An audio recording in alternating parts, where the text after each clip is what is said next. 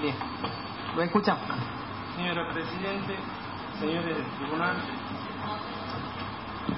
voy a declarar atento a que han concluido pruebas periciales testimoniales más las documentales que están agregadas a los oficios y que han sido contestados, con lo cual ha quedado plenamente acreditado que soy completamente inocente de los delitos o ilícitos sobre los cuales se elevó el expediente a juicio,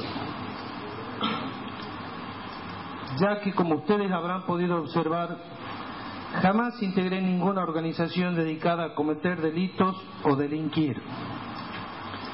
Con ninguno de los demás imputados tengo vinculación alguna, y si en el día de la fecha alguno de ellos quiere carearse conmigo, estoy a entera disposición, si es que consideran que estoy pudiendo llegar a cometer perjurio. Hace 3 años y 4 meses que me encuentro detenido por haber sido presuntamente jefe de una asociación ilícita. Algo que creo a estas instancias ha quedado totalmente desvirtuado, ya que no fui nunca ni jefe, ni miembro, ni partícipe de ninguna actividad delictiva que me vinculara con ninguno de los imputados. A tal efecto y para conocimiento de este tribunal, que desde hace más de 2 meses me tiene aquí como un detenido acusado del grave delito de jefatura o jefe de asociación, les voy a pasar a relatar y presentarme ante ustedes, ya que si con anterioridad no declaré, fue por indicaciones expresas de mi defensa, quien confiaba lo que hoy está plenamente demostrado, y es que todas las pruebas traídas y reunidas en este proceso, no existe ni una sola de ellas que haga mantener la calificativa que se me impuso en ese momento. Soy y siempre fui un simple comerciante cuyo único propósito en los 47 años que tengo fue dedicarme a perfeccionarme y a lograr la capacitación en el área comercial. A este fin voy a contarles una referencia sobre mi persona de lo que debo decir.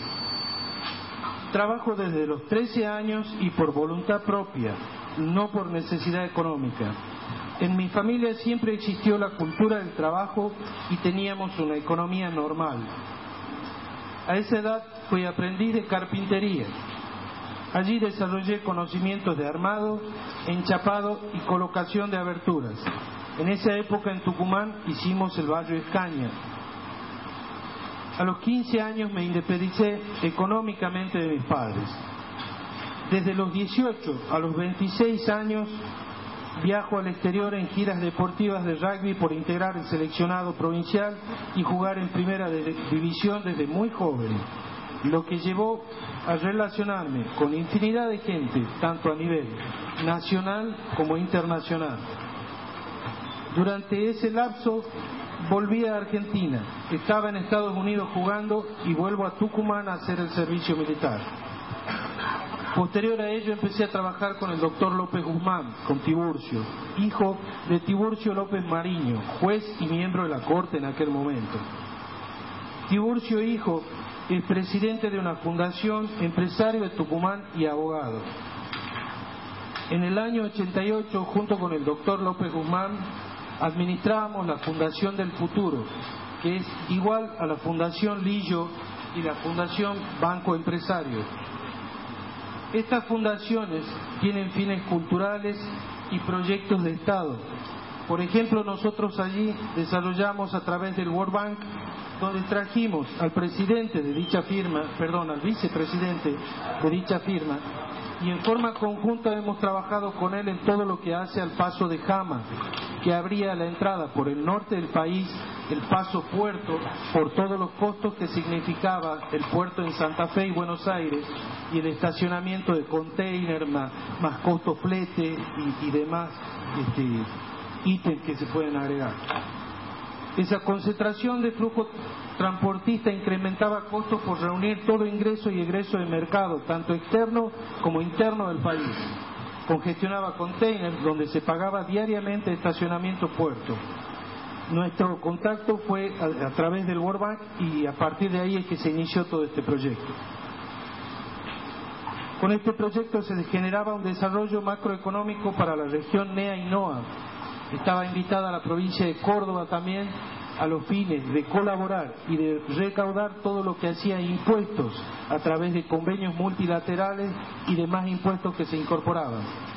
Trabajé en ese proyecto 5 años.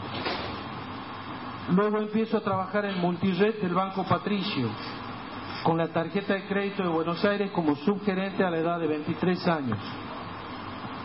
Administraba operativamente la entidad emisora, pagadora de tarjetas de crédito, donde ceso por detectar problemas en un contrato de administración con Buenos Aires, a lo que el presidente de Buenos Aires después me termina invitando a trabajar en su lugar en vista de que era quien había detectado, hecho que no lo he aceptado por ser yo quien informaba esa parte. A los 25 años ingreso a Castillo Sacifia. Aclaro lo de Sacifia porque es sociedad anónima, comercial, industrial, financiera y agraria. Castillo trabaja en todos sus ítems esa empresa. A la vez tiene 18.000 hectáreas de soja simultáneas a la empresa.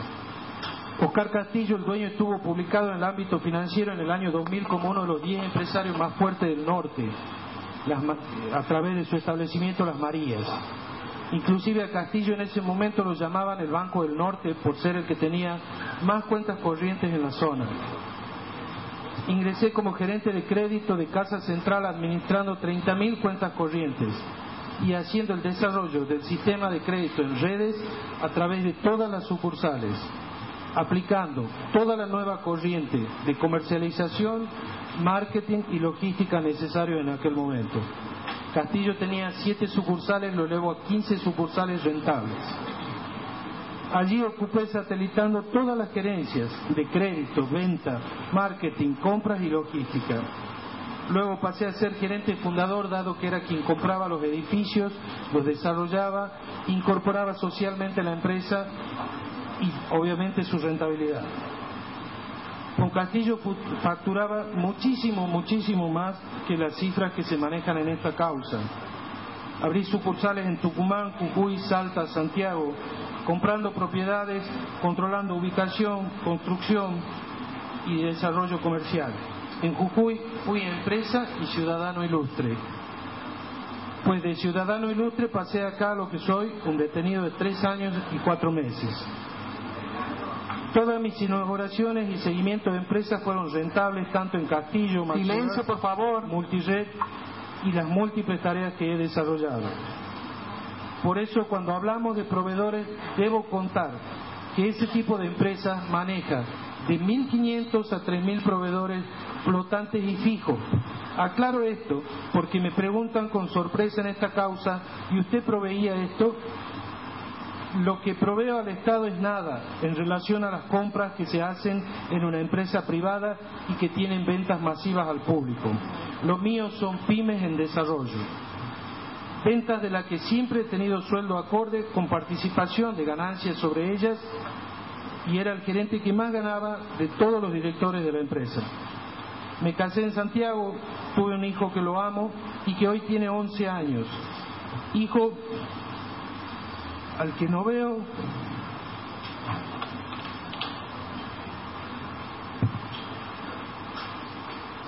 Volviendo a Castillo,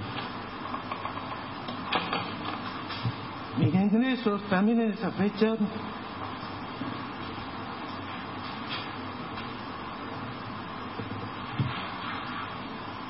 puse una playa de estacionamiento en la calle Buenos Aires y Urquiza, a pesar de mis actividades e ingresos. emprendimiento que hice por tener capacidad ociosa de tiempo en sociedad con un dueño del Diario Liberal.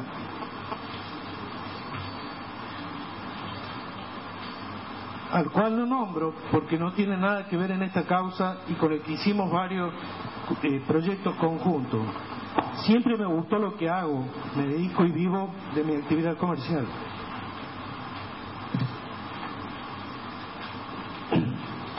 Antes del año 2000 y ante la evidente falta de conocimiento en el tema por parte de la provincia, es que con mi amigo y socio eventual decidimos hacer una patriada y empezamos a traer cursos de primera línea a nivel nacional, tanto en marketing, negociación, recursos humanos, creatividad y gerenciamiento, para poder capacitar y nivelar empresarios y estudiantes en toda la provincia. Cursos que se hacían en el Paraninfo de la Universidad, Hotel Carlos V y Cámara de la Industria, donde siempre teníamos comprado paquete completo por el Grupo IC. Ellos cubrían las horas de capacitación de recursos humanos a través de todas las contrataciones que hacíamos, con capitales propios, de traer todo tipo de preparadores para este tipo de actividad. Cuando el escribano Vitar dice que yo tenía un amigo en EDESE, no es así. El Grupo IC contrata capacidad, no amigos. A estos cursos asistían empleados y encargados de todos los comercios de Santiago. En aquel momento trajimos a Friedman. Está la carpeta por cualquier, si la desean ver también. Trajimos a Friedman, licenciado en marketing, que es quien hizo el shopping Alto Palermo y todo lo que es el armado del Citibank. Trajimos al arquitecto González, santiagueño, del cual hay una cátedra en Tucumán que lleva su nombre y que trabajó como socio con César Pelli en la construcción de las Torres Gemelas.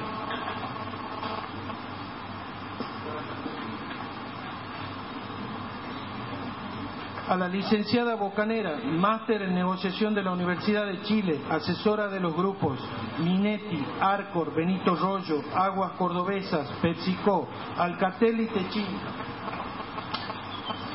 Esta es de la doctora Bocanera.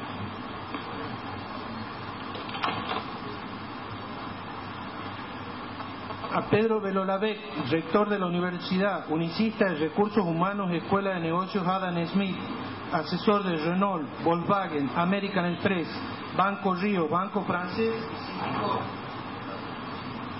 Una tarjeta múltiple por estos países.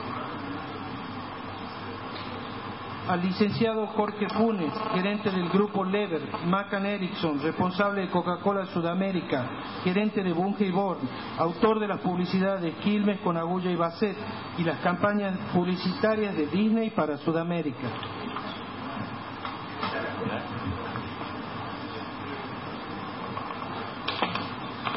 También traje al doctor en Ciencias Económicas Alberto Salinas, miembro de la ONU y profesor de universidades simultáneas de La Plata y Brasil, asesor del Banco Mundial, Banco Interamericano de Desarrollo, Organización Mundial de la Salud con proyectos en inversiones de Honduras, Barbados y Costa Rica, Haití también, Organización de Estados Americanos OEA, era Planning and Evaluation Office, dictó la conferencia en la Cámara Industrial donde fui invitado como panelista de dicha conferencia. Fui siempre amigo y posterior socio de Alberto.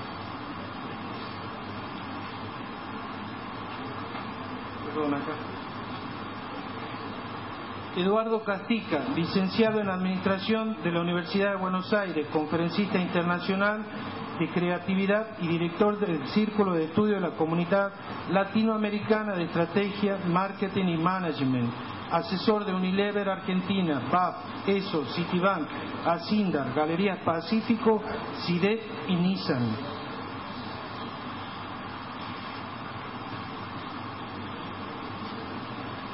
Traje a Tom Weiss, socio eventual y conjunto de Peter Drucker, padre del marketing del mundo. Tom asesora a los grupos Agulla y Basset, Compaq, Limansky, Luigi Bosca, Muchimundo, Southern Telecom y Personal. Es especialista en estrategia de ventas y proyectos de empresas.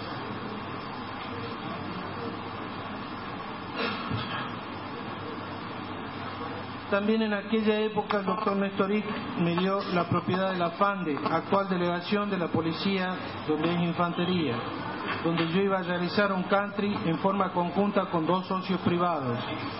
Emprendimiento de 5 hectáreas cuadradas con una proyección de 4 millones de pesos solamente en terrenos, o sea, en un negocio superior a lo que se habla de mí acá.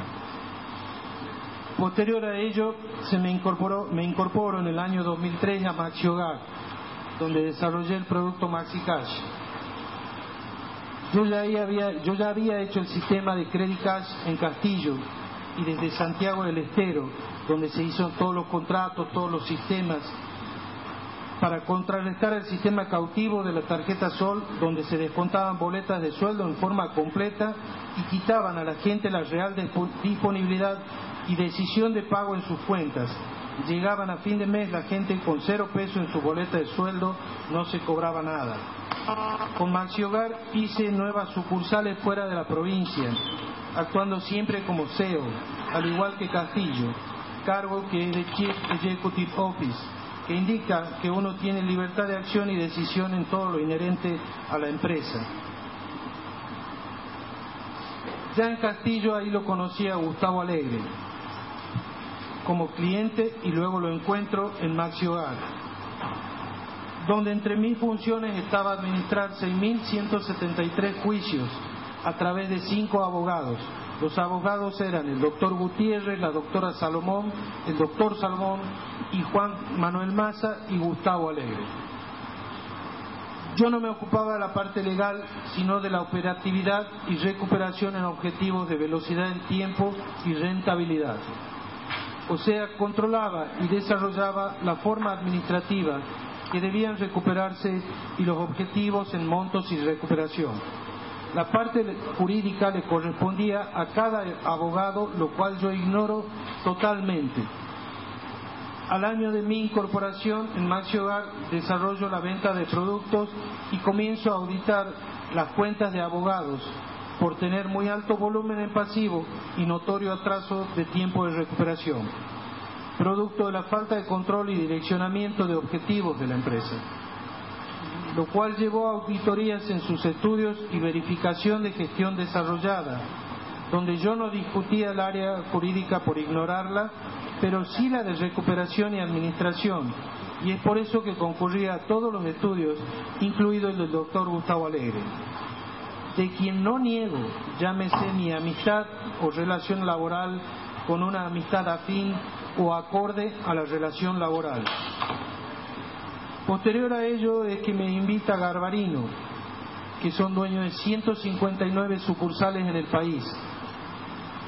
Me enviaban pasajes de avión pagados por ellos a fin de proponerme para ser gerente regional de las provincias Salta, Jujuy, Tucumán y Santiago. Los asesoré en la inauguración de Santiago y los productos cash, que son adelantos de efectivo a cliente y financiación de compras a comercio. Terminé luego no aceptando el cargo, ya que en aquellas épocas estaba a la vista que el proceso de la Rúa y el plan Labaña, el Estado pasaría a ser el principal cliente del país. En aquel momento, en Maxi Hogar me ofrecen la firma Lobruno Construcciones para marcar el cambio económico que hubo en aquella época. A Lobruno, que acá Hilton dijo estoy hace 50 años, sí es verdad, su padre está hace 50 años, pero han pasado estados económicos que van haciendo fluctuar las actividades de todos y cada uno, a tal punto que ellos me la ofrecían a Lobruno Construcciones a 3 millones de pesos. Es así que dije, ¿por qué comprarlo y no hacerlo directamente? Me independizo ahí con EH y el segundo paso de un buen gerente es independizarse. Inclusive ellos, Lobruno, copiaron y tomaron la consultora Laham Asociados, que yo ya había incorporado en Maxi Hogar y que tienen sucursales en todo el norte del país. Son especialistas en lo que es crédito impositivo, bonificaciones, subvenciones y demás. Y para certificar normas ISO y todo aquello. O sea, todas las empresas fluctuaban y giraban en base a ese tipo de normas. No es que salían a pista sin su logística necesaria. No requiero de una asociación ilícita para trabajar y ganar dinero. Hacer negocios múltiples, de múltiples canales, es de uso y costumbre laboral mía. He mencionado solo algunos de los negocios que realicé, ya que es extenso lo mío en comercialización y administración. Hace 25 años que lo hago en alta gerencia. Tengo alrededor de 50 cursos de la más variada gama de capacitación de alta gerencia, que incluyen posgrados de recursos humanos en la Universidad de Tucumán, Facultad de Ciencias Tecnológicas, Filosofía y Letras, y otros cursos en la Universidad de Turín y Siglo XXI, lo cual me habilitó en su momento a ser tutor de Psicología Laboral en la Facultad Católica de Santiago del Estero. Allí ganaba 7 pesos la hora cátedra. Lo hacía por vocación. También fui tutor de la Universidad Siglo XXI, tutor virtual en marketing, director de la tesis de estrés laboral en la Universidad Católica, presentado por los alumnos de 5º año de Psicología. En la Universidad Católica también di conferencias sobre recursos humanos.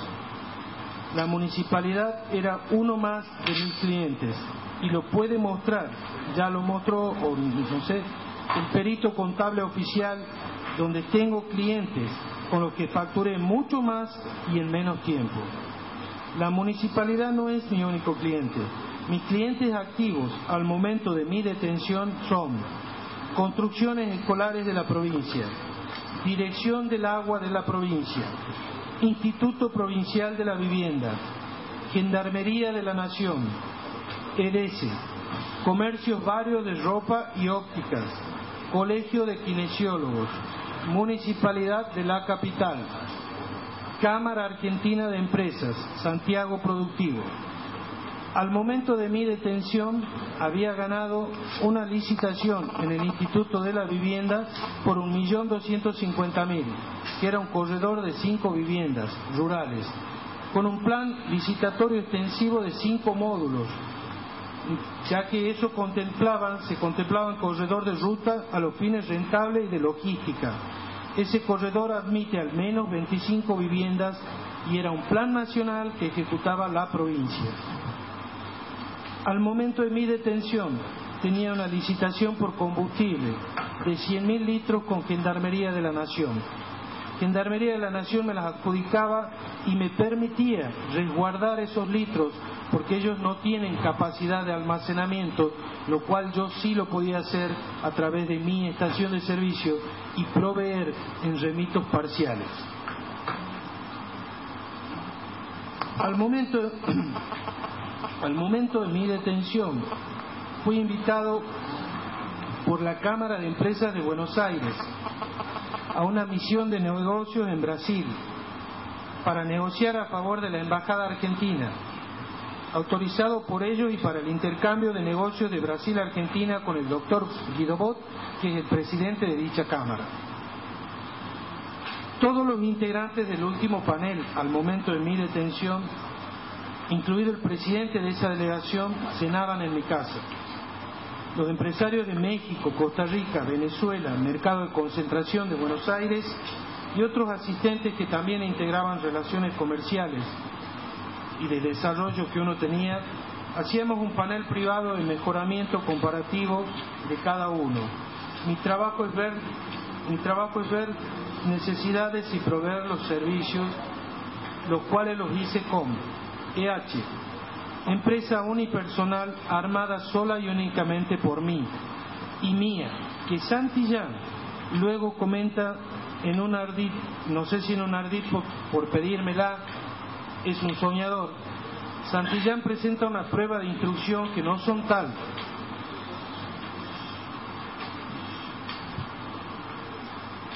Santillán presenta 14 recibos, de los cuales uno solo tiene mi firma y todos los otros son realizados con letra y puño de él.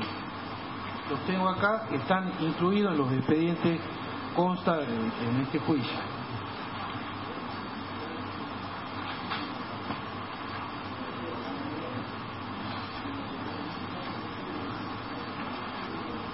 Los otros recibos que también están ahí son de escuelas, de construcción de escuelas o de colegios de arquitectos de la provincia de Santiago del Estero. O sea, nada que ver con esta causa. La instrucción se los aceptó y hasta lo mostró en este debate, sumado a un pendrive editado por él, según lo reconoció él mismo ante este honorable tribunal. Santillán, cuando me habla que quería ser mi socio, no tenía ni siquiera carné de manejo de vehículos. Se ofreció como chofer mío hasta que le enseñe a manejar, pues no lo sabía. Santillán habla de una empresa paterna de él. Esa empresa eran 2 máquinas de coser y que intentaba hacer ropa para proveer. IH proveyó de todo por tener capital propio y tener capacidad, con fondos genuinos demostrados ante la instrucción, donde proveía materiales eléctricos, construía y reparaba escuelas. Y también realizó la fumigación de la provincia, fumigación aérea, fumigación en forma completa, urbana y sobre el río, dado que era el principal foco de contaminación y producción de dengue. A pesar de no estar en presupuesto, se fumigó y, por ser mío, también el basurero de la provincia.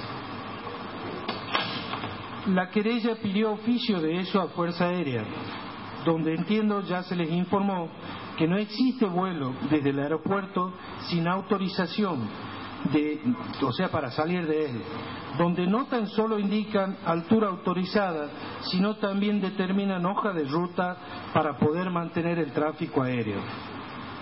En aquel momento se autorizó un vuelo a 140 metros de altura, lo que nos produjo mayores gastos de combustible. Se debía hacer a menor altura, la Fuerza Aérea nos pidió 140. Lo cual nos produjo mayores gastos de combustible que se usa para precipitar el producto químico, donde se usaron 5.000 litros de gasoil en aquel momento, más el producto químico. Trabajo que, si no se hacía, dejaba estériles todas las campañas desarrolladas por ser tal cual, como dijo el ingeniero Lencina en su testimonio ante este honorable tribunal, que se deben concentrar canales de trabajo que confluyen en resultados, ya que si solo se hacía descacharramiento y fumigación urbana, no se llega a la manzana, a los pulmones, y permite desarrollar nuevamente dengue allí. Sin duda fue un trabajo exitoso, ya que Santiago no tuvo víctimas de dengue, lo cual también lo informó la prensa en su momento. Granda. Con Granda le pedí a Moisés, y la verdad era mi intención, incrementar sus ingresos. Ella hizo un aporte que luego se lo devolví al cederme nuevamente a mí. No tiene responsabilidad alguna sobre los negocios, decisiones o administración que tuvo esta empresa. Granda la abrí para obtener más cupo de obras, ya que eran muy lentos en obras públicas de la provincia para otorgar cupos, y no daba el cupo para obtener obras anuales. Allí es que veo otro canal de obras de reparación y no de construcción, al que en la provincia se le llama reparación a demoler techos en malas condiciones, colocar nuevos, demoler aulas y hacer nuevas, demoler baños y hacer nuevos, producto que estaba abandonado por constructores, y empecé a trabajar en ello, siempre dando soluciones rápidas con material de primera calidad. Soy quien insertó un sistema de cielo raso en PVC en todas las escuelas, idem a estaciones de servicio IPF, que permite una longevidad del material 10 veces superior a los tradicionales. No requiere mantenimiento de pintura ni protección de humedad, lo cual daba una amplia ventaja de costos al contratante, ya que no tenían que mantenerla ni pintarla, y le daba ventajas anuales en sus presupuestos. Material usado antes era Durlock, y a partir de ahí el Estado empieza a incorporar este tipo de material en las escuelas. Nunca cobré adelanto de obra, sino por el contrario, las terminaba y luego las pasaba a cobrar por la provincia. Todas mis obras se certificaban no tan solo con el técnico a cargo, sino también siempre he acompañado CD con fotografía. El proceso de selección de empresas que yo hacía para ver cuál operaba era personal mío y ya que me cuidaba de no pasar en un monto que la AFIP tiene previsto para cambiar las calificaciones a las pymes, lo cual me hacía perder beneficios y también me impedía lograr beneficios en los cupos de obras públicas. Granda en la municipalidad hizo 4 provisiones en 3 años. Creo que fue menos de 100.000 pesos lo que proveyó Granda. La Productiva del Norte. La Productiva del Norte es una empresa que abro por crecimiento, a la cual el doctor Gustavo Alegre es quien me pide un porcentaje como aporte de campaña y si estaba dispuesto a ceder. Ahí es cuando vamos al salón de acuerdos de la municipalidad. Gustavo Alegre, el escribano Alejandro Vitar, protocolo en mano. Fue aproximadamente a las 7 u 8 de la tarde. Antes de entrar al salón y reunirme, recuerdo firmemente, le consulté al escribano Vitar, a Alejandro, si esto era legal. Me contestó, por supuesto, si no, no estaríamos firmando un libro de protocolo. Y acá traigo el libro. Nos reunimos en el salón de acuerdo y me hicieron firmar. Julio Alegre no estuvo en esa reunión, ya que no se reunió con nosotros, la manejaron ellos. Jamás la Productiva hizo colaboración alguna.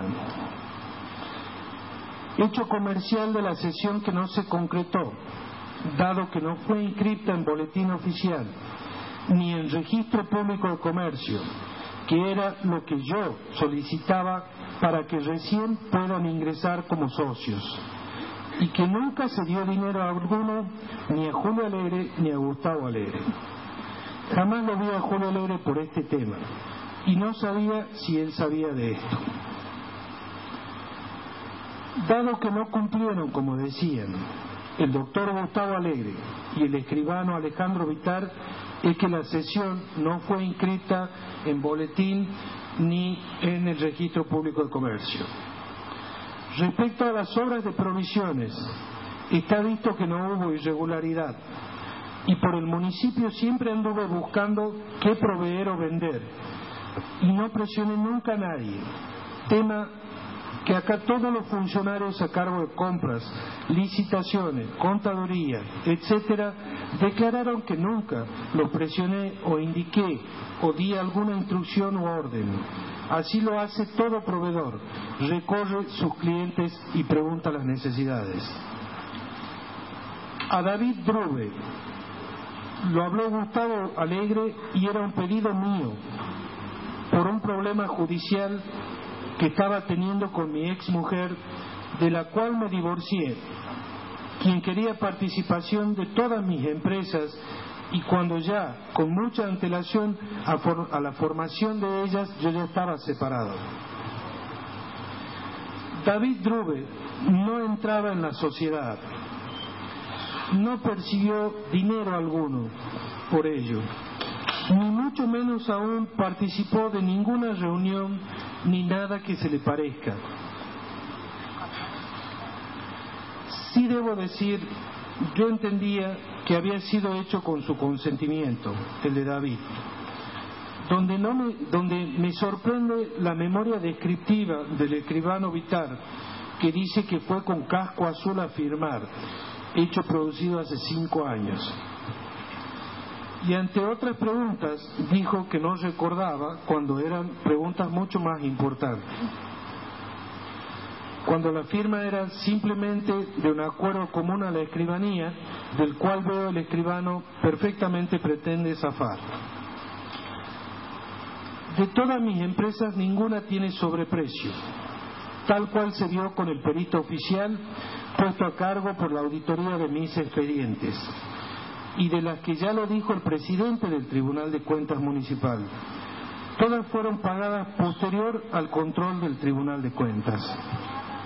También lo dijo el doctor y contador Pico, de delitos económicos de la policía. En licitaciones privadas o concursos de precios, el sobreprecio es imposible.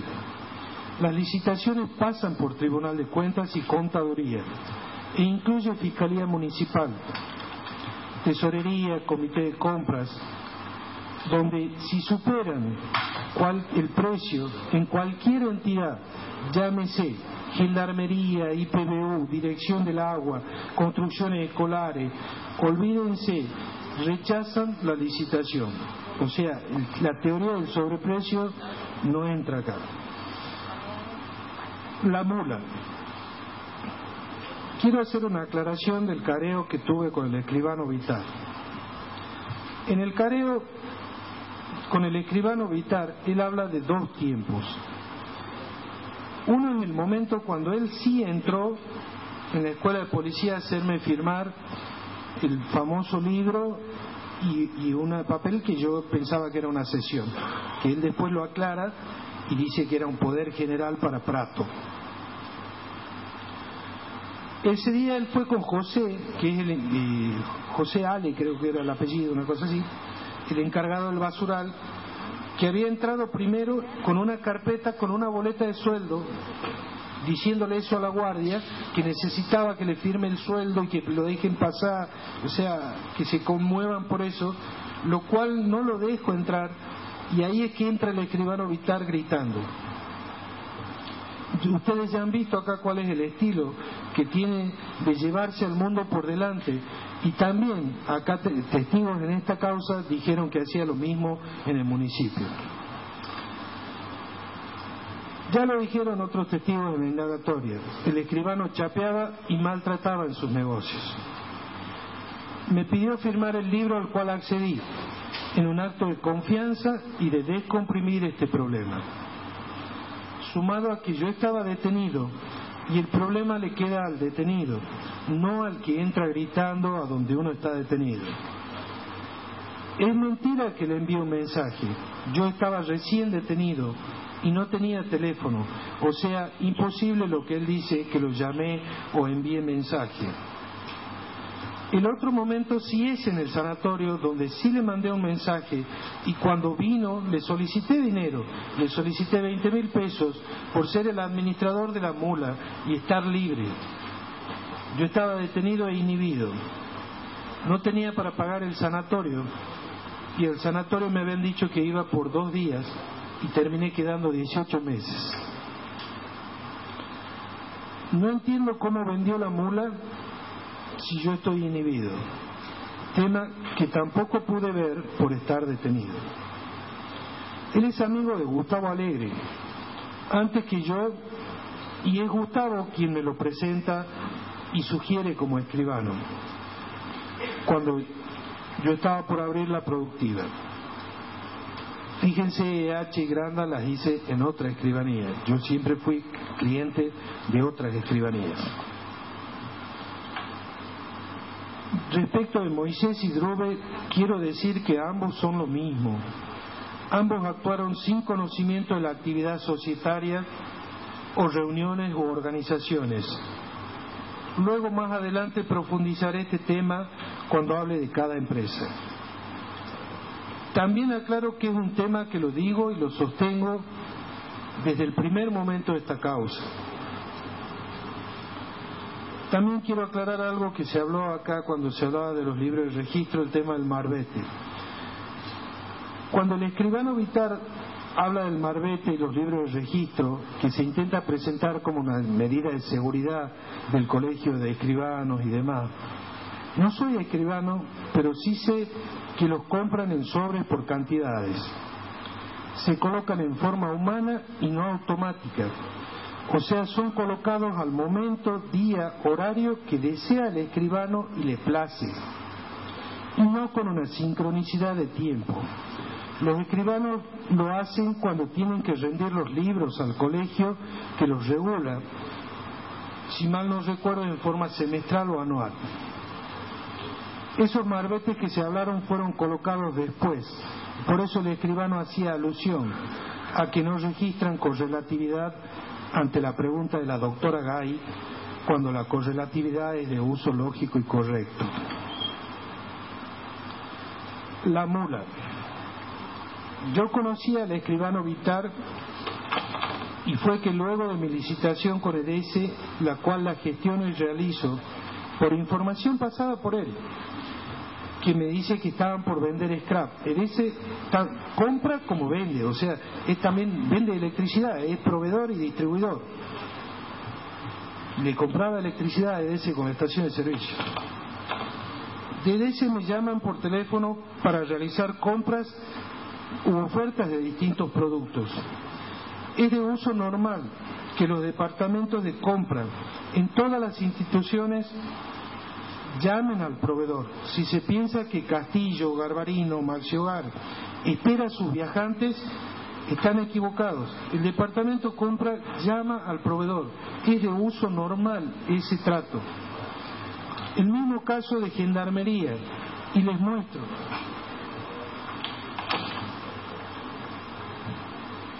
Tengo 400 licitaciones enviadas a mi correo personal. He impreso 400 nada más, son muchas más. Si las quieren leer, las pongo a disposición.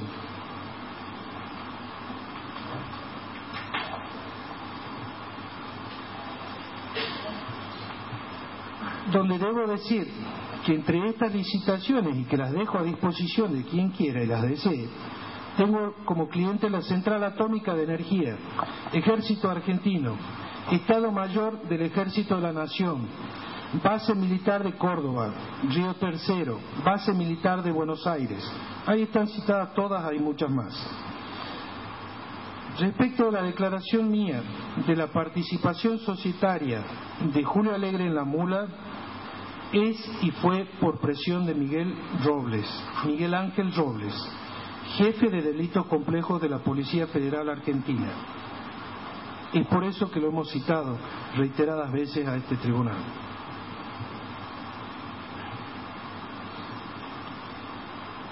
Está visto que los contratos los aprueba y conforma el Consejo Deliberante, en el caso de la Mula, y no tuvo subsidio alguno por parte del municipio, sino que trabajó con capitales propios, mano de obra y maquinarias propias. Ofrezco como testigo a mi abogado defensor, a mi ex abogado defensor, el doctor Gutiérrez, respecto de lo explicado de Robles. La Mula, a diferencia de otros basureros que hoy se abre, la Nación está ahora financiando con 3.600.000 3 basureros del Simbolar, Beltrán y Clodomira, cuando la capital tiene un promedio de 270.000 habitantes. Nosotros lo hicimos con capital propio.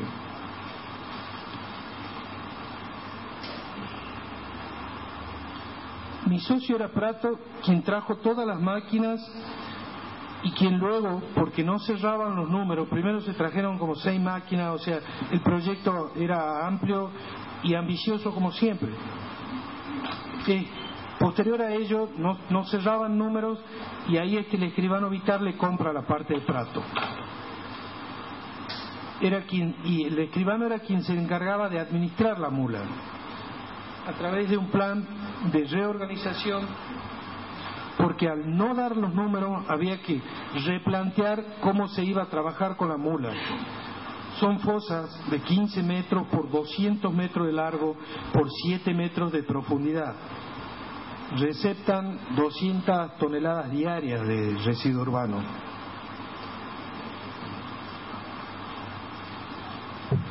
La Mula es un proyecto mío y consultado al mejor especialista en este tema, un ingeniero de Tucumán, que es el que desarrolló Pacará Pintado, que ha sido históricamente el director de calidad de vida de Tucumán.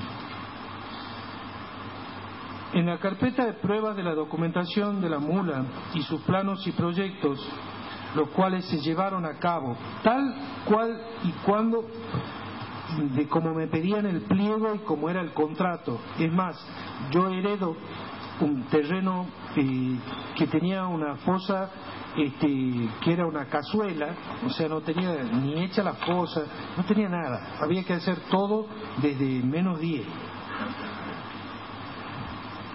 En esa carpeta están todos los proyectos y cómo cumplo cada uno de los ítems. ¿Por qué lo digo?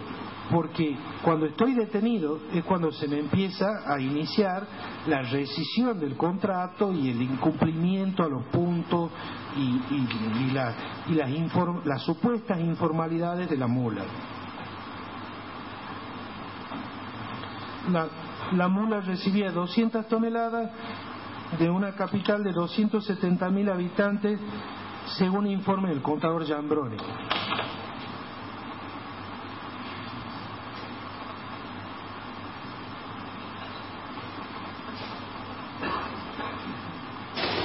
Chumillero.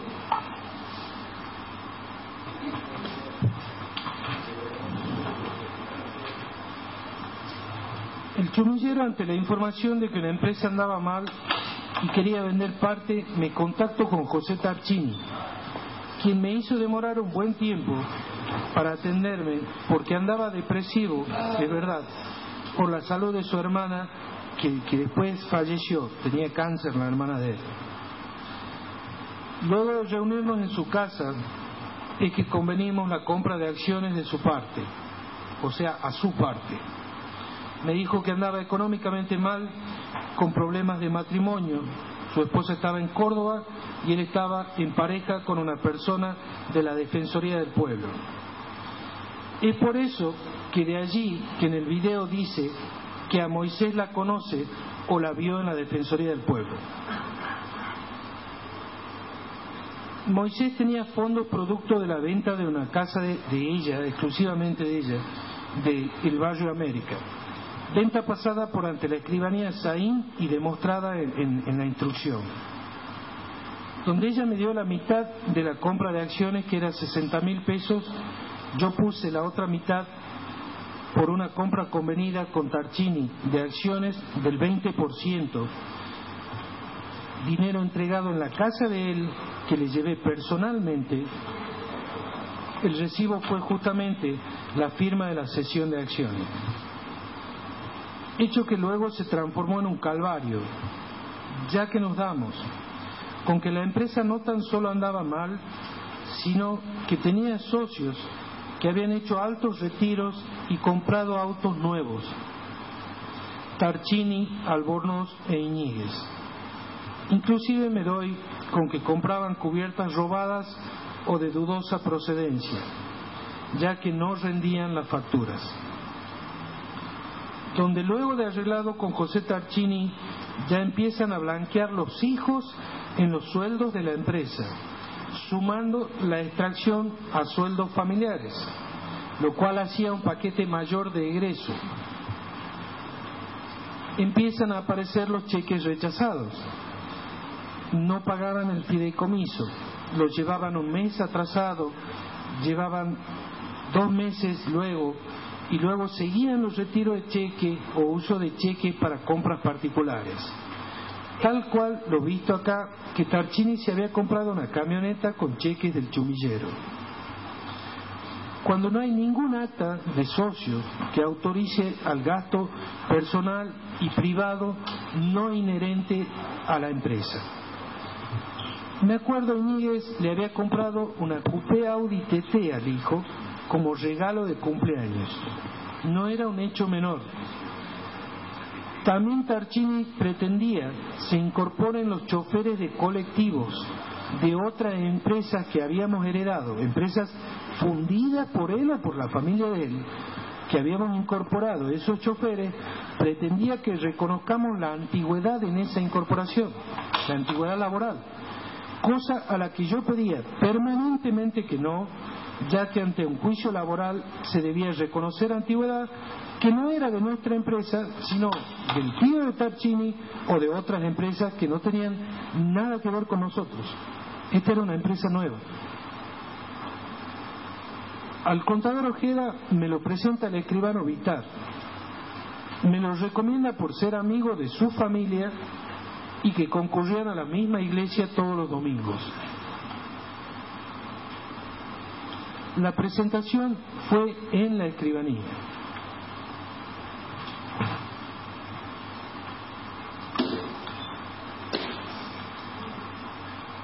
La cesión de Moisés a Julio Alegre la desconozco totalmente, y Moisés también.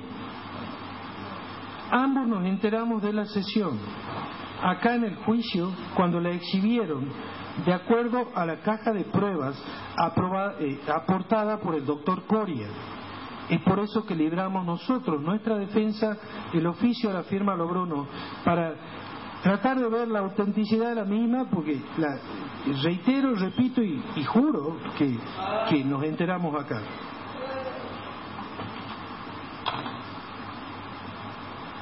De la reunión que la esposa de Tarchini habla, la señora Ramella de Tarchini, en la estación de servicio, es verdad. Fue allí la reunión.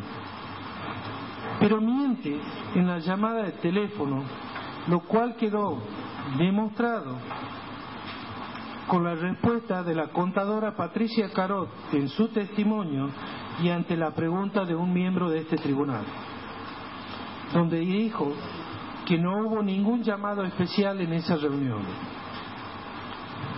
La realidad eran dos mujeres intentando recuperar lo que había desmadrado Albornoz, Iñiguez y Tarchini, que no podían o tal vez no sabía sujetar a esta gente y la empresa mucho menos aún. Por eso es que ellas solicitan sacar de la sociedad a Iñiguez y Albornoz. Yo nunca amenacé, presioné o extorsioné a Tarchini, José Tarchini, tal cual queda en las transcripciones de los audios aportados de mi parte, y donde él nombra gente que no tiene nada que ver con esta causa. Transcripciones que, si el tribunal no las leyó y me solicita sean oralizadas en esta causa, no tengo problema de mi parte. Donde está visto que él era quien manejaba la lapicera y no yo. Donde hasta inclusive lo ofrezco firmemente no cobrar nada, están las transcripciones, perder lo aportado para poder dejar los juicios a cero. No es mi profesión tener juicios o deber plata.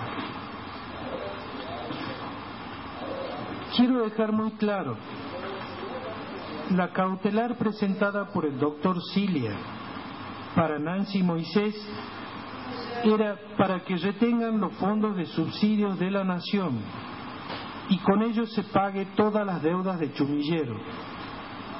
O sea, no queríamos que nuevamente ese ingreso se transforme en un egreso chequeado para fines propios.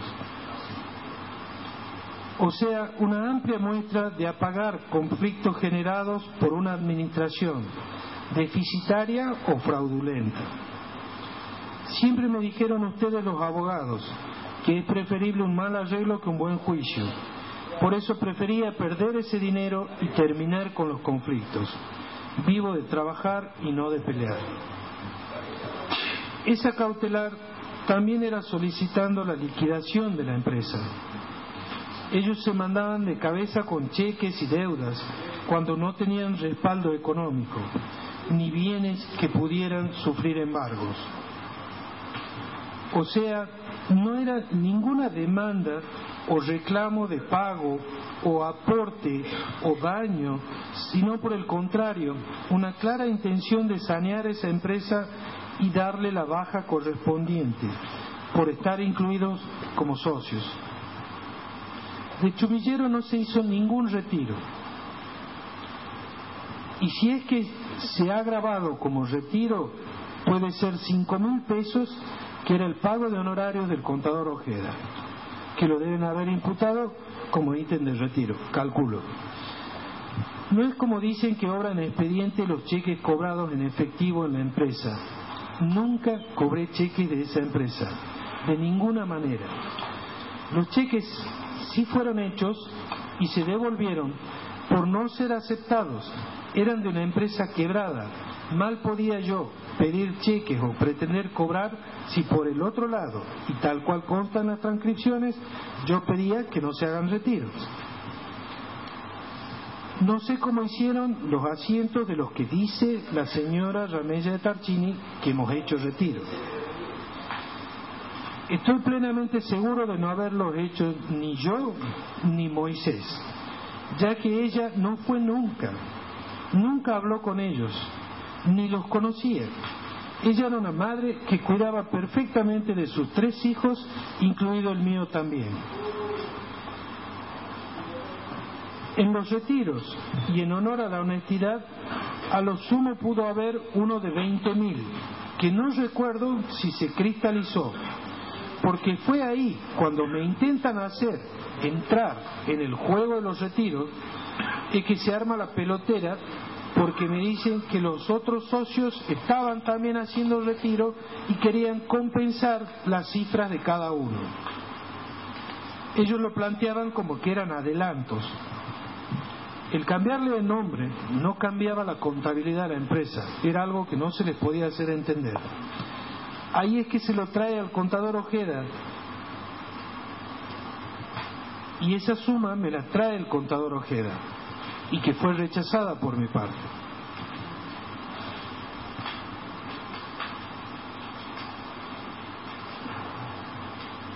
Esa gente nunca se enteró que tenía una empresa de colectivo, sino solamente, escucha un ahí, le aclaro el que lo traiga no quiere decir que lo he recibido.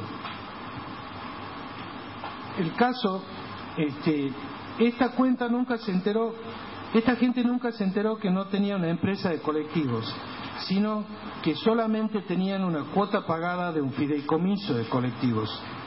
El caso de las familias que tienen una sucesión con un departamento y creen todos que tienen un departamento. Culpan al pedido de restitución de fondos como elemento de justificación de su mala administración. Esta empresa mutó en la independencia y continuó a sus socios ya eyectada Moisés. Resulta que igual se fundieron, estando yo detenido, Moisés en Jujuy y con otra gestión municipal,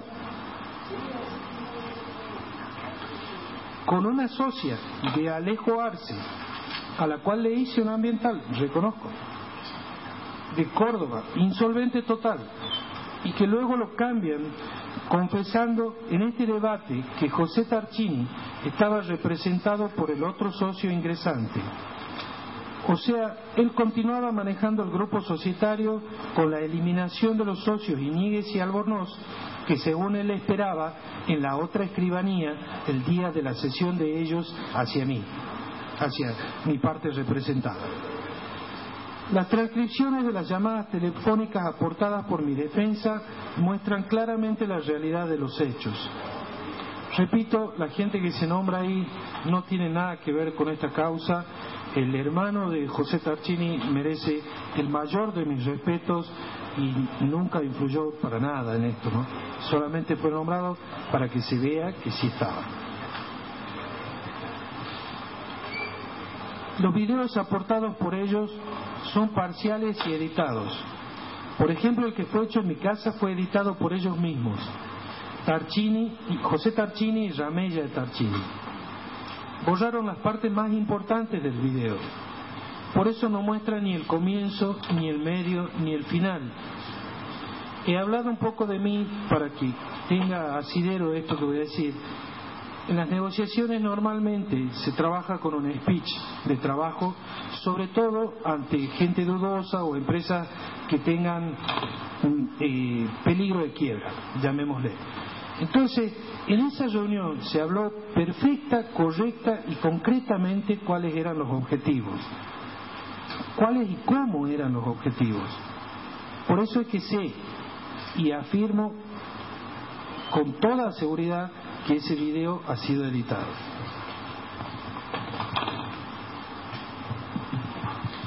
En el peor momento de Chumillero, cuando estaban por secuestrarle los colectivos que venían con todo ese conflicto, yo le fiaba combustible a Chumillero.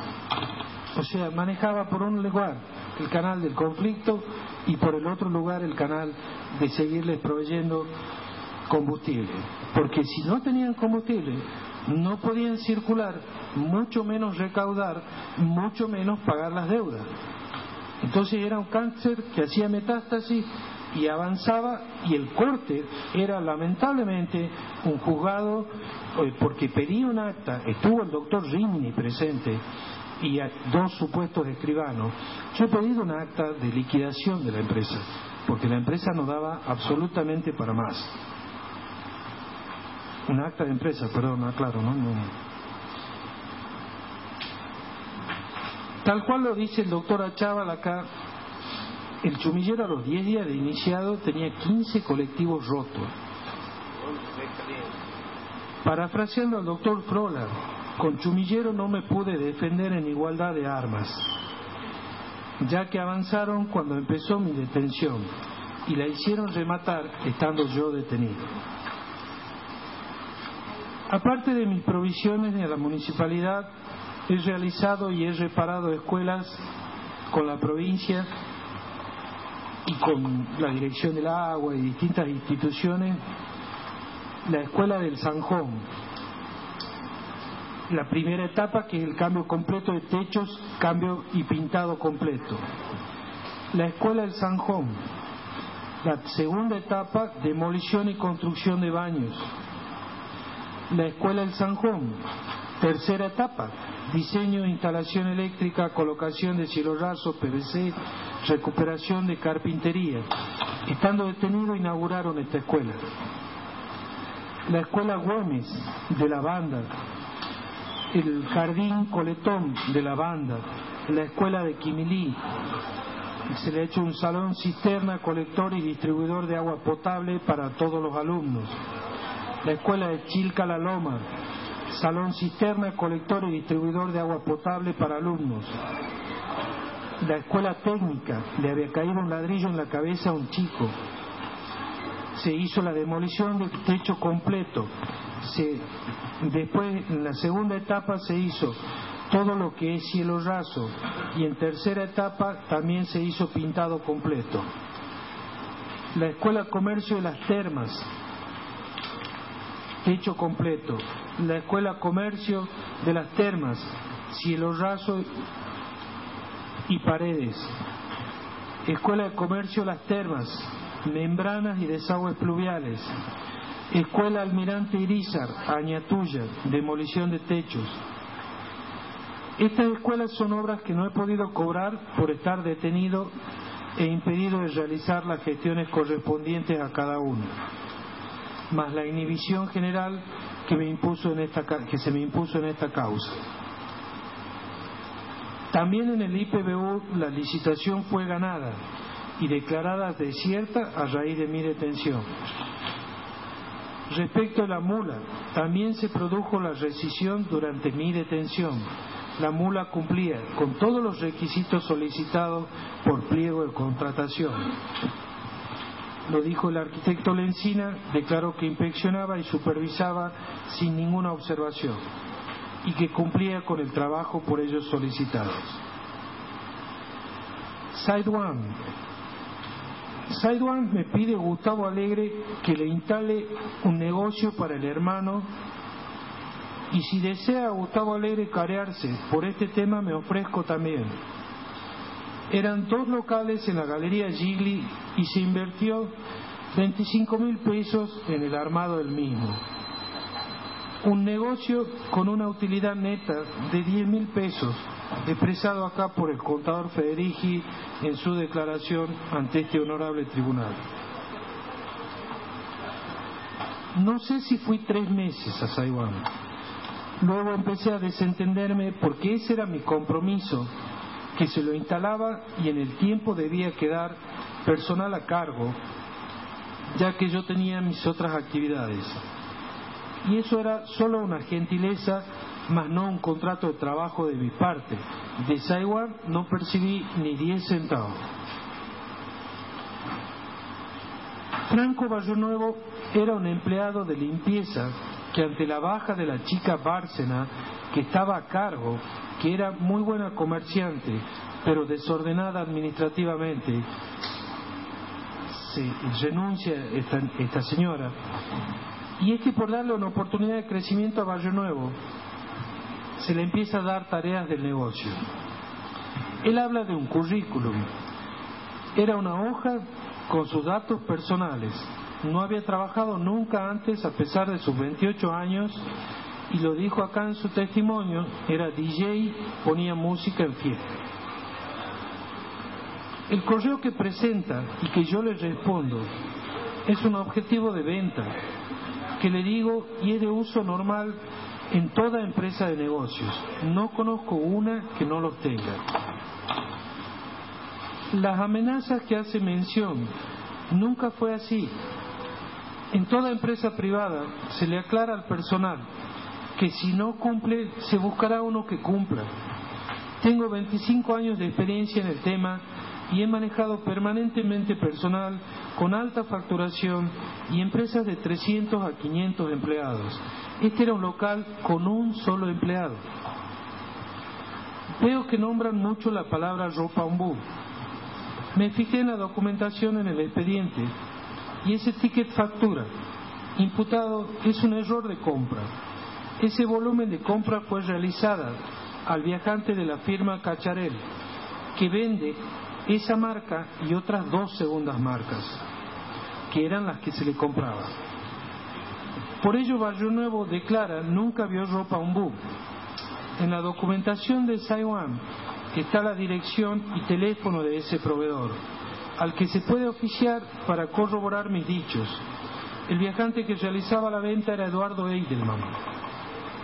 Es más, el contador Federici corroboró con su equipo de contadores auxiliares en los controles de stock que dio perfecto el resultado y que no había faltante o sobrante de mercadería, acorde a lo informado en el sistema de ese local, y que Barrio Nuevo también después reconoció que no había ni faltante ni sobrante de mercadería. De las propiedades de Córdoba, no tengo nada que ver con ellas en ningún sentido, donde consta en expedientes que las escribanías actuantes en Córdoba fueron allanadas y el oficio decía específicamente buscar datos de Herrera y de Moisés, con resultados negativos. Punta del Este, no tengo nada, absolutamente nada que ver con el armado, con el desarrollo ni asesoramiento de compras, firmas, ni nada que se le parezca en el tema de Punta del Este. Tampoco sabía del tema ni se me hizo consulta alguna. Tanto en las empresas como en las propiedades que se imputan de ese país, que no conozco porque no viajé nunca allí, tal cual consta en los informes de migraciones solicitados por la instrucción de esta causa, he preferido hablar a esta etapa del juicio, ya que había una estigmatización de mi persona, donde me ponían como jefe y donde todos los escritos presentados en la instrucción se transformaban en letra muerta y se me dijo que produjera pruebas en el debate oral. Agradezco infinitamente a este honorable tribunal porque en 3 años y 4 meses me puedo defender, me permiten defender. Voy a insistir sobre la igualdad de armas que habla el doctor Frola, ya que durante este debate tuve que concurrir desde uno de los lugares de detención, lo cual, quiérase o no, me limita el desarrollo intelectual y logístico y de provisión de pruebas. Yo pasé un allanamiento en ausencia de mis abogados y de mí mismo, ya que yo estaba en el sanatorio cuando fue. Posterior a ello sufrí 2 robos en mi casa, el último un mes antes de comenzar el juicio, donde solo robaron documentación, una plancha y un DVD. Para ingresar desconectaron la alarma, mataron un perro Rottweiler que para mí tiene mucho valor especial. Ya se vio a través del testimonio de más de 200 proveedores que ninguno me conoce ni nunca le he pedido nada. Ya se vio a través de testimonios calificados de funcionarios de 20 a 35 años de antigüedad que tampoco fui jefe de ellos y mucho menos que los dirigí. Ofrezco careo con cualquiera de los imputados si alguna vez le di orden o le solicité dinero a alguno. excepto con Moisés, por comprenderle las generales de ley. Delitos. Con respecto a la defraudación de las pruebas periciales llevadas a cabo, más toda la voluminosa documentación que se agregó, es que puedo decir en este momento que no existe ninguna irregularidad en las contrataciones de mis empresas que realizaron con la municipalidad. No debiendo el tribunal pasar por alto que mis otros clientes también lo eran la provincia, la nación, gendarmería y casas comerciales y empresas privadas del medio. Mi único pecado por ignorancia al respecto puede haber sido conocer al imputado Gustavo Alegre, que como comerciante me abría las puertas o me daba expectativas de realizar ventas como eran mis rubros y todos los que yo tenía a favor de la municipalidad. Del mismo modo que hoy lo siguen haciendo diversos empresarios que habiendo estado ellos en la época que yo comercializaba en la municipalidad, realizaban diversas contrataciones, tanto en forma directa, licitaciones y por montos 10 veces superiores a los míos, valiéndose también de datos o informaciones que son materia corriente en el ámbito comercial. Datos estos totalmente necesarios para poder estar en circulación dentro de todos los proveedores del Estado y de particulares, cuya premisa fundamental es conocer las necesidades del cliente y ofrecerle los servicios, tratando obviamente siempre de lograr el mejor precio para poder así lograr los dividendos que nos permite seguir compitiendo con demás comerciantes o proveedores. Todas las obras y provisiones que contraté con la municipalidad se realizaron y se proveyeron. Todo ello conforme a pliegos respectivos en cada uno de los expedientes. Prueba de lo cual es que los peritos abocados exclusivamente a revisar las actividades de mi empresa ponen de resalto que no existen irregularidades, ni siquiera administrativas, ni en cuanto a precios, ni en cuanto a montos presupuestados originariamente. Quedó también muy claramente establecido, cuando le tocó deponer al perito contador y abogado Pico, que lo que él mencionó como perjuicio se trataba simplemente de una diferencia dentro de los márgenes previstos por la ley de contabilidad y de los decretos respectivos dictados para cada contratación, y que ninguno de ellos superaba el 20%. Es más, muchos de ellos no llegaban al 10%. Mi parte jamás tuvo ni realizó maniobra o ardid para estafar o defraudar a la municipalidad. Tampoco podrá ni la Fiscalía ni la parte querellante, mucho menos de este tribunal, advertir ningún tipo de dolo en mi accionar, en mi actitud tendiente a causar un perjuicio de manera intencional. Lo dije y lo reitero, mi único fin era ganar dinero del mismo modo que lo había hecho durante toda mi vida, trabajando. No hubo tampoco engaño hacia el cliente municipalidad, ya que lo que le ofrecí lo proveí y cumplí con todas las pautas fijadas en distintos pliegos y contrataciones o licitaciones. Se encuentra documentado en estos expedientes que cuando la empresa La Mula, por cuestiones operativas, no estaba cumpliendo con lo que se le había establecido en cuanto a normas de enterramiento de la municipalidad remitido por ellos, o dictó memorando intimando al cumplimiento, el cual contesté, e inmediatamente nos pusimos al día para poder seguir cumpliendo con lo que el pliego exigía. Está dado que la inversión era mucho, y cuando aquí se pretendió cuestionar el tema de una supuesta reunión tendiente a lograr se extendiera el plazo a 4 años, el contrato, algo que no se podía hacer, según se nos explica en aquel momento, y es correcto.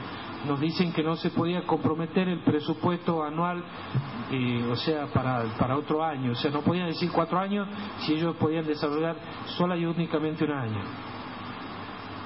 Eso era porque nosotros lo que queríamos hacer era, para tener todo lo que es residuo de los hospitales y sanatorios, requiere de un horno pirético y de inversiones mucho más caras. Ustedes ven que esto no tiene residuos patológicos y la sociedad y la nación le subvenciona 3.600.000. Nosotros no teníamos subvención, era cero subvención, era todo capital propio. Es por lo único que habíamos solicitado en aquel momento la ampliación del plazo. De ahí por nada más que eso. Esa es mi parte, señora Presidenta y miembros del Tribunal. Señor Herrera, usted puede abstenerse de contestar, pero yo quisiera preguntarle sobre algunos puntos que ha hecho referencia a usted, a ver si quiere aclararlos o no. De acuerdo. Usted dice que con respecto a la mula hizo referencia a un tal Robles. Sí. Que le exigió algo, no sé qué es lo que ha querido decir usted. ¿Lo relacionado a Robles? ¿Puede ser parcialmente? ¿Puede ser parcialmente la pregunta? Lo que usted quiera responder. Sí, para evitar... yo estaba en el sanatorio, estaba en el penal. Y se me saca del penal. Y en el sanatorio he recibido instrucciones de hacer esa declaración. O sea, ¿qué tipo de declaración? De inculparlo al señor Julio Alegre. Robles, usted dice que sí. le pidió. Sí. ¿Con relación a la mula? Sí. A la declaración indagatoria que hice 2 días posteriores a estar en el sanatorio. Después usted dice que a Ojeda se lo presenta Gustavo Alegre. No, el escribano Vital. El escribano Vital. Sí, doctor. Sí. Referente a esto, señor Herrera, que le acaba de preguntar acá la señora Presidente, ¿qué concretamente le requirió el señor que era en ese momento jefe de la Policía Federal?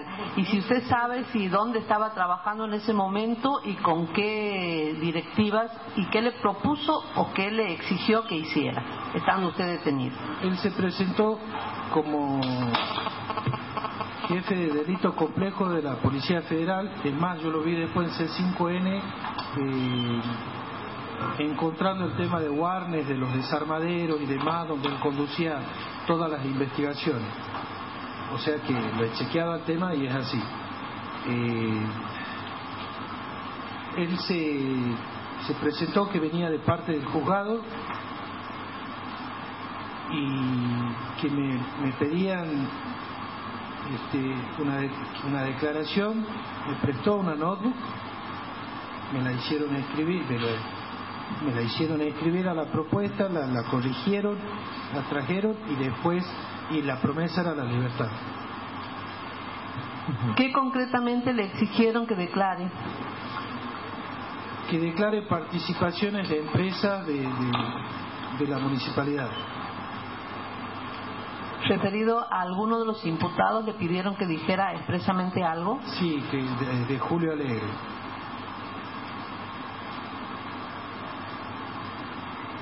¿Había presente alguien más que el ciudadano Robles en ese día, señor Herrera? Sí, estaba el doctor Gutiérrez. Nada más por el momento, no sé si la señora... Señor Herrera, usted después ha hecho referencia que a Ojeda se lo presenta el escribano Vitar. Sí. Después usted hace referencia que se reúnen en el despacho del intendente con el escribano Vitar y con Alegre Vega. Alegre, sí. Pero que no estaba presente Julio Alegre. Nos hizo esperar, estuvimos ahí esperando en el salón de acuerdo y nunca apareció. ¿Y a qué fines fueron a ese día al despacho? Porque ahí se iba a firmar una sesión de empresa. ¿Una sesión sobre qué empresa? No era del Chumillero, era de la Productiva del Norte. Señor Herrera, usted también ha dicho que dado que no cumplieron, dice, como decía, la sesión no se inscribió. Lo que pasa es que yo ahí recuerdo perfectamente el momento, o sea, pues para mí era nuevo y totalmente atípico. Por eso es que le hago la consulta si esto era legal. yo siempre recurro, o sea, ya por disciplina de vida, consulto a profesionales acerca de cada tema. Por eso el tiempo, o sea, que gano tiempo y velocidad en las respuestas comerciales. Entonces, por eso es que le consulté a él como profesional de esto, si esto era legal. Entonces él ahí es que me hace con el libro, me dice, esto es totalmente legal, por eso traigo el libro, acá queda registrado en el libro. Entonces ahí es que yo le digo, bueno, le digo, pero todo esto se hace y se termina como debe ser. O sea, con publicación, con registro, como están todas las otras empresas. A lo que él me contesta, sí. Entonces ahí es que esperábamos, bueno, pasó el tiempo, firmo el libro, o sea, me dicen, vamos a dar la clásica, no viene, bueno, firmemos.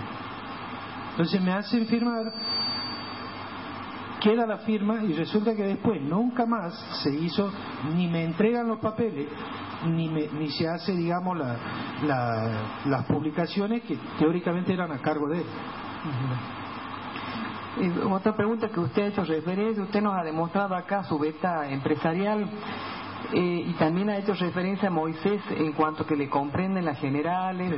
Dígame, ¿por qué la mantuvo en una empresa que aparentemente era deficitaria, que tenía irregularidades administrativas?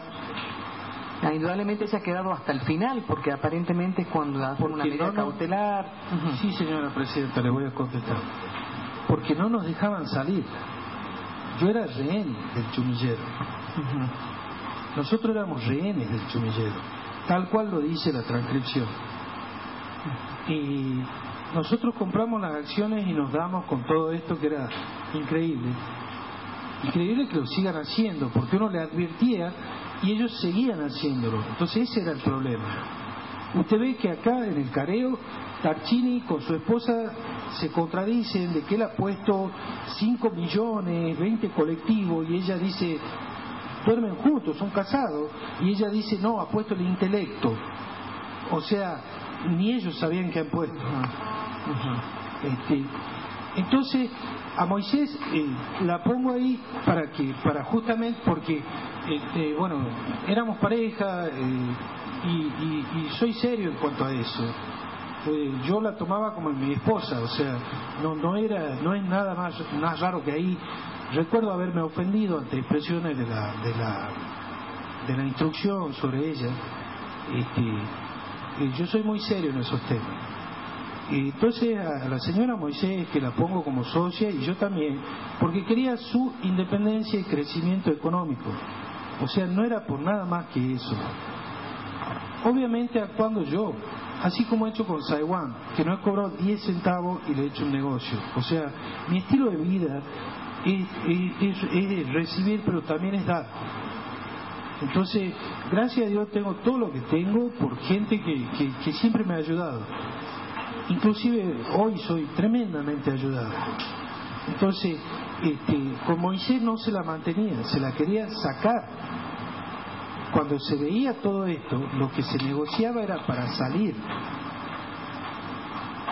Y fíjese usted que nosotros lo que pedimos es el cese de la empresa, la cancelación de la empresa, la cancelación de los subsidios. Yo saco la parte, teóricamente, el tumor lo saco, que era Albornoz e Iñiguez, y después sigue Tarcini atentando contra la comercialización de la empresa. Entonces, esos eran los problemas. No es que la dejo, desde un principio se la intenta sacar. Donde, palabras mías de recién, yo no vivo de pelear, yo prefiero salir hablando. Entonces, con ellos, por eso es que estábamos en pleno conflicto y yo le proveía gasoil, le fiaba, me pagaban con billetes de 2 pesos, un día me han traído moneda. Estamos hablando de una cantidad bastante grande, ¿no? Y ellos traían la recaudación del colectivo de forma parcial, que yo lo entendía y trataba de subsanar eso y tratar de ir limpiando, como digo, por módulo. Cuando lamentable, es más, cuando yo la compro, se estila eso comercialmente, comprar empresas de prequiebra, porque se compra menor valor. donde si usted tiene el know-how para recuperarla, la empresa ha comprado una estructura y después la ha desarrollado. Entonces, esa era la intención de compra con Chumillero.